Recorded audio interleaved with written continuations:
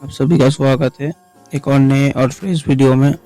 Solo levelling season 2 episode 1 में हम लोगों ने लास्ट टाइम देखा था और एक नया चीज़ें अनलॉक करता है, उसके बाद वो एक और ज़्यादा स्ट्रॉन्ग हो जाता है। लोगों के लिए वो एक रैंक हंटर हो सकता है, बट वो जितना ज़्यादा मेहनत करेगा उतना ज़्यादा वो पावर अप करेगा और उतना ज़्यादा लेवल अप करेगा और उतना ज़्यादा स्ट्रॉन्ग बनेगा। इन सीजन 1 में यही हुआ था कि वो बहुत ज़्यादा डेंजर में जाता है और बहुत सारे मॉन्स्टर्स को मारता है और बहुत ज़्यादा पावर अप करता है। तो अब शुरू करते हैं सीजन 2 का एपिसोड 1। तो स्टार्टिंग में ही संग जिनवू की बहन संग जिनहा का कॉल आता है और बोलता है कि तुम भूल गए क्या, तुम हो कहाँ पर। उसके बाद जिनवू बोलते हैं किस बारे में, उसको कुछ याद ही नहीं है। उसके बाद जिन्हा बोलते हैं आज मेरे स्कूल में पेरेंट टीचर मीटिंग थी। उसके बाद जिनवू अचानक से शॉक हो जाता है और बोलता है अरे इतना लेट हो गया। उसके बाद जिनवू अपने सिस्टर के स्कूल पहुंचता है। उसके बाद उसका सिस्टर उसको ही देखकर बोलता है क्या मेरे भाई को कहाँ पर छुपा के रखे हो। उसके बाद जिन्हा बोलता है तुम सच में मेरे भाई हो, क्योंकि वो बिलीव ही नहीं कर पा रहा था, क्योंकि उसका पर्सनैलिटी, उसका बॉडी एंड बाकी सब चीज़ें इतना चेंज हो चुका था। उसका बहन भी उसको पहचान नहीं पा रहा था। उसके बाद जिनवू जिन्हा से पूछता है तुम्हारा टीचर कहाँ है। जिन्हा जिनवू को बोलते हैं इंसान इतना ज़्यादा बदल जाता है, मैंने आज देख लिया। जब जिन्हा अपने स्कूल की टीचर से मिलाने लेके जा रही थी तो स्कूल की बाकी लड़कियां भी बोल रहा है कि ये कितना हैंडसम है, ये बोल के लड़कियां फ्लर्ट करने लगती है संग जिनवू को। जिन्हा जिनवू से बोलता है ऐसे देखो इधर सारे लड़कियां तुमको ही देख रही है, बट ऐसे तुम्हारा तो कोई गर्लफ्रेंड नहीं है ना, है ना। तो जिन्हा बोल रहा है कि तुम चाहो तो मैं तुम्हारी गर्लफ्रेंड बनवा सकता हूँ, बहुत सारे लड़कियां हैं, मैं बनवा दूँ। उसका जिन्वू बोलते हैं अपना काम करो। उसके बाद जिन्हा बोलते ठीक है मैं अपना काम ही करूँगा। उसके बाद जिन्वू जाके जिन्हा की टीचर से मिलता है और जिन्हा के टीचर जिन्हा के बारे में बहुत ज़्यादा तारीफ करता है कि वो बहुत जल्दी मेडिकल कॉलेज में भी एडमिशन मिल जाएगा और वो सारे बच्चों के लिए एक रोल मॉडल की तरह है। टीचर को भी उसके ऊपर बहुत ज़्यादा नाज है। उसका मॉक एग्ज़ाम में भी बहुत ज़्यादा अच्छा मार्क्स आता है और वो आशा करते हैं कि जिन्हा का मेडिकल कॉलेज में एडमिशन हो जाएगा।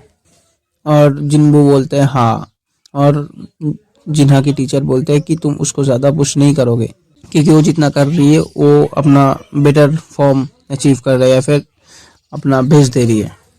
फिर उसका टीचर बोलती है कि मैं तुमसे एक सवाल पूछ सकती हूँ।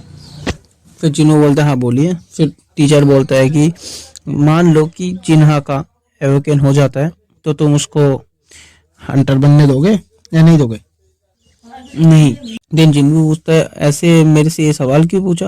तो जिन्हा की टीचर बोलता है कि अपने स्कूल में ही एक स्टूडेंट था जो कुछ दिन पहले एवोकेन हुआ था, क्या तुम थोड़ा सा समझा दोगे।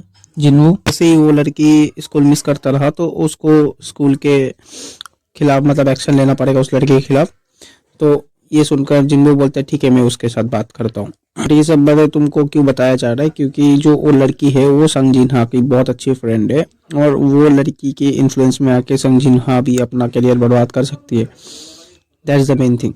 उसके बाद संग जिन्वू उसी लड़की से मिलता है जिसके बारे में संग जिन्हा की टीचर संग जिन्वू को बोल रहा था। उसके बाद वो लड़की बोलता है कि तुम यहाँ क्या कर रहे हो मिस्टर। तो उसके बाद संग जिन्वू बोलता है तुम वही लड़की हो ना जिसके साथ संग जिन्हा के बारे में बात करने के लिए बोला गया था संग जिन्वू के मतलब संग जिन्हा की टीचर के द्वारा। तो लड़की बोलता है शायद मैं तुमको जानता हूँ। फिर उसके बाद संग जिन्वू बोला कि ये जो फोटो में है ये मैं ही हूँ। उसके बाद बोला हाँ अभी याद आया कि तुम संग जिन्हा की शायद ब्रदर हो। मैंने बीच में एक बार हॉस्पिटल में जब तुम इंजर्ड थे तब मैं गया था तब, बट मैं तुमको तब फेस से नहीं देख पाया था, तुम्हारा फेस नहीं देख पाया था। मुझे पता है कि तुम संग जिन्हा की ब्रदर हो, तो तुम्हारा जो मतलब संग जिन्हा की जो टीचर है वो तुमको क्या बताया होगा वो मुझे पता है बहुत अच्छे से।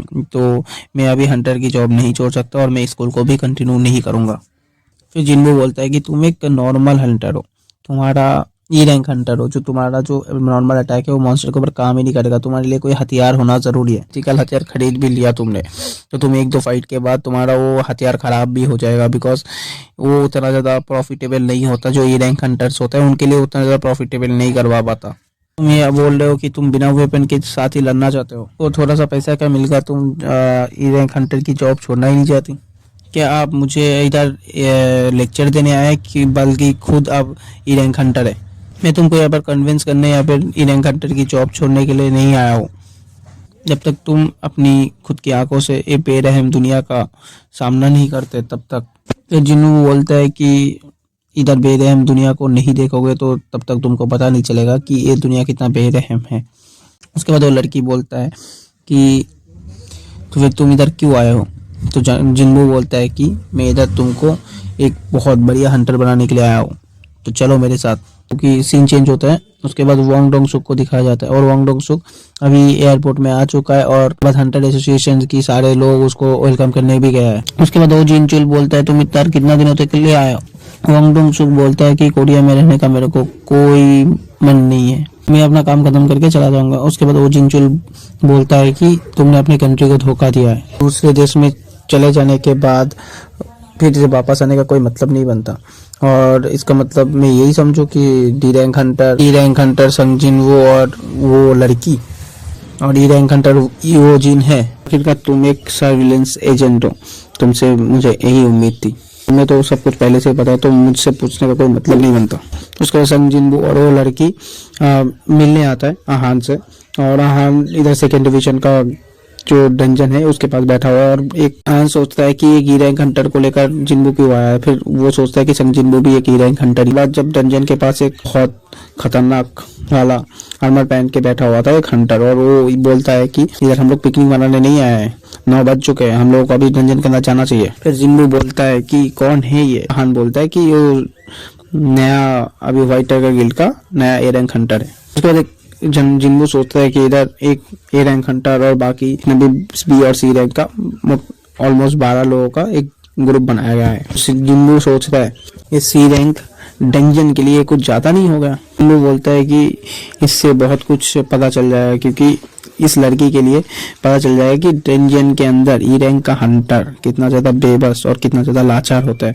आहान जिन्बू को बहुत धीरे से बोलता है कि आप प्लीज साइड में खड़ा रहना, क्योंकि अगर आपने फाइट करना स्टार्ट कर दिया तो ये सी रैंक का डंजन बहुत इजीली क्लियर हो जाएगा, सो प्लीज आप साइड में खड़ा रहना। जिन्बू गेट के अंदर एंटर करते ही बहुत सारा अलग अलग लाइटिंग स्टार्ट हो जाता है, तो जिन्बू सोचता है कि ऐसा तो नहीं हो सकता, कुछ तो गड़बड़ है और ये कोई डायमेंशन मुझे खींचने की कोशिश कर रहा है, तो शायद ये ऐसे ही नहीं लाइट चेंज होता था, कोई तो गड़बड़ हो रहा है।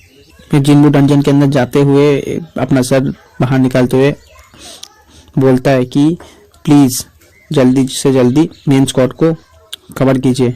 उसके बाद वो जिन्बू डंजन के अंदर चला जाता है। उसके बाद आहान जल्दी से जल्दी पैनिक होके अपना बेक्विन को कॉल लगाता है और अपना सारा सिचुएशन बताता है। उसके बाद लीडर भी बहुत ज्यादा शॉक हो जाता है और बोलता है कि अभी लगता है कि मुझे भी उधर आना पड़ेगा। जितने भी हंटर्स थे ऑलमोस्ट सारे हंटर्स बहुत ज्यादा पैनिक थे, क्योंकि जब भी अंदर डंजन के अंदर घुसा वो लोग, उसके बाद वो डंजन के बाहर जाने के वाला जो रास्ता था वो डिसअपियर हो गया था। उसके बाद बहुत सारे लोग जब पैनिक कर रहे थे तब बहुत सारे आइस एरो का अटैक होना स्टार्ट होता है और एक हंटर को धराशायी कर देता है, क्योंकि आइस जो एल्फ्स होता है वो लोग छुप छुप के आइस एरो का अटैक कर रहा था।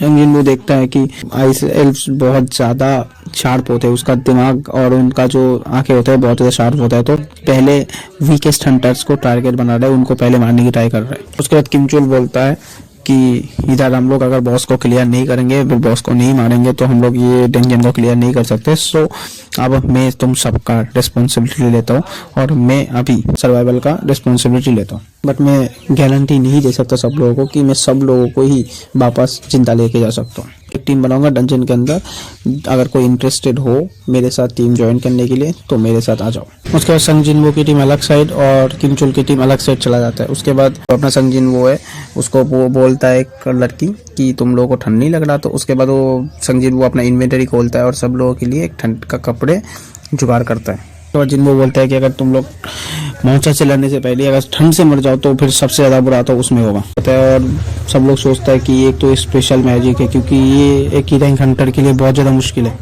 उसके बाद एक बियर आ जाता है जो कि एक मॉन्स्टर होता है, तो उसको देखकर सब लोग शॉक हो जाता है, सब लोग बोलता है कि भागो यहाँ से। तो उसके बाद संग जिन्वो बोलता है कि इसे बस मुझे संभालने दो, तुम लोग बस शांत रहो। उसके बाद संग जिन्वो एक ही शॉट में उस बियर को मार देता है। उसके बाद सब लोग बहुत ज्यादा शॉक हो जाते हैं और उसके बाद जो आइस बियर का जो मीट है उसको सब लोग पका के खा रहे हैं।